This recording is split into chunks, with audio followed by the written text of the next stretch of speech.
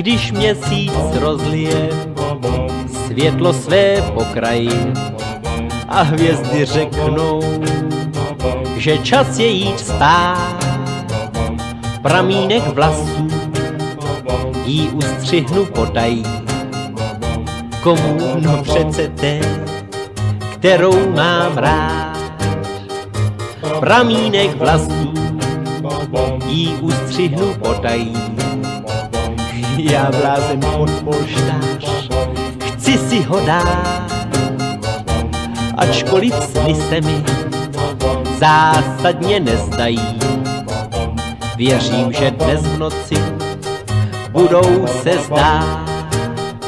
O sny mě připraví teprve svítání, zpěv ptáků v oblacích a modré nebe.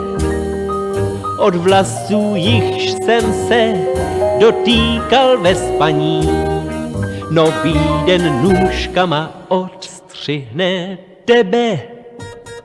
A na bílém polštáři do kroužku